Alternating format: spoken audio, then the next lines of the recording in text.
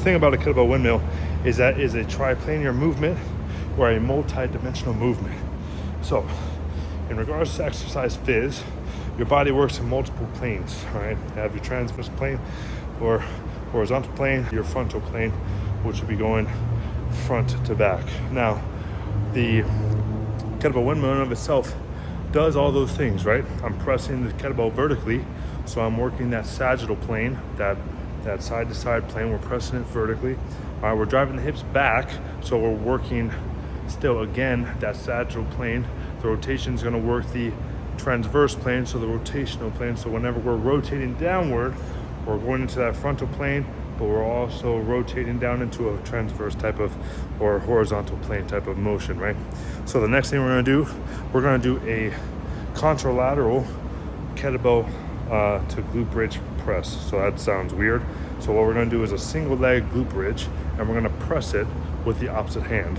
So best way to think about contralateral movements is basically thinking I'm gonna squat with one leg. So I'll squat with my right leg and I'll hold the weight on my opposite limb or opposite arm, okay? So you'll see that now.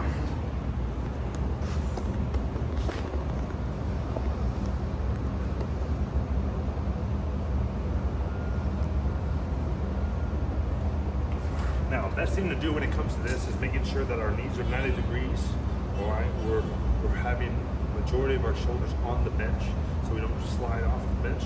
We want to relax the neck as much as possible because where the head moves will dictate how the body moves, really. All right?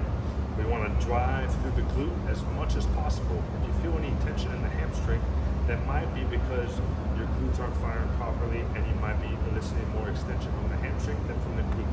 But that's another video for another time. So let's get to it. We're going to grab the 20-pound kettlebell. To make it more demanding, we are going to do a bottoms-up kettlebell. All right, so the kettlebell will be bottoms up, so that means the bottom of the kettlebell will be above the knuckle. All right, we're going to thrust the hips up. All right, we're going to relax the neck. We're going to drive one leg up, creating a 90-degree angle with that leg, and creating a 90-degree angle with this leg. All right, if we need help, we'll extend our arm all the way out. And we're going to press. Core is tight, so that it doesn't rotate your body. It's going to want to rotate your body, all right?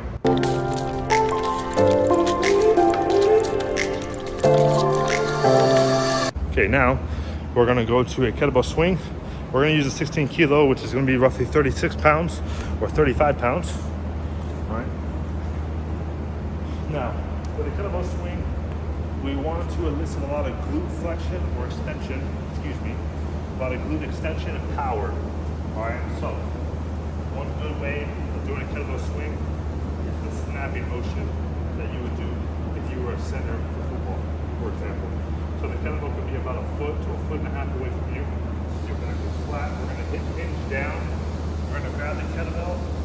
The legs are roughly about 90 degrees or a little bit over 90 degrees. We're gonna snap the kettlebell back, and then we're gonna thrust the hip forward. All right, we don't need to squat and press. We're just dropping the hip, dropping the chest down, squeezing through the glute, and finishing. Now, when it comes to the kettlebell swings, a lot of times people use their arms. They do this weird extension of the hip, but they use their arms and they bring the arms up. That's not ideal. You're wasting energy there. You're using your arms for a movement that's really supposed to target the glute, the hamstring, the deep trunk muscles, erector spinae, all that stuff.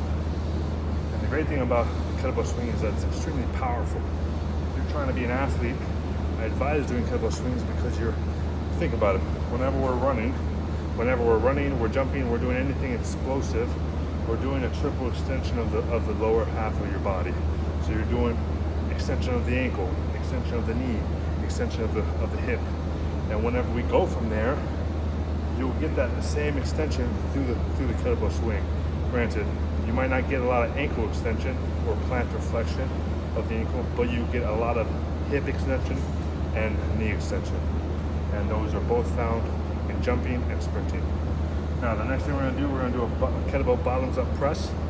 For the sake of this video, normally I do it standing, but for the sake of the video, I'll do it kneeling. All right, and I'll try to do it with 16 kilo.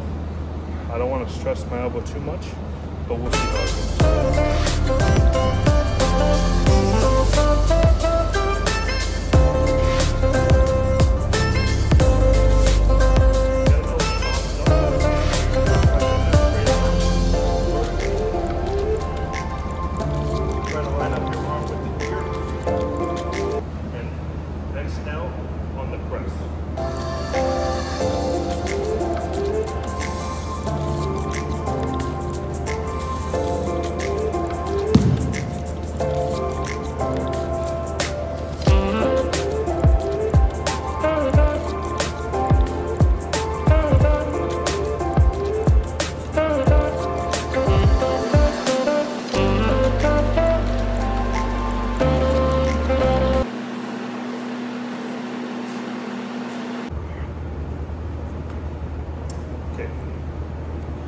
really good thing about a dead bug in general is that it's not super demanding for beginners.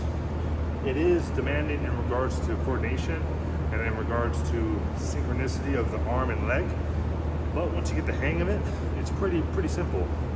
Now, when doing it with a kettlebell, it's very demanding. That's a 16 kilo kettlebell, it's 35 pounds.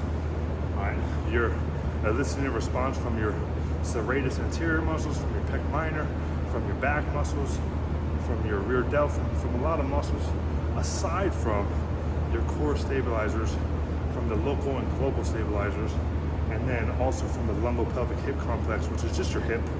It's a fancy way of saying hip, but from the hip complex and the hip flexors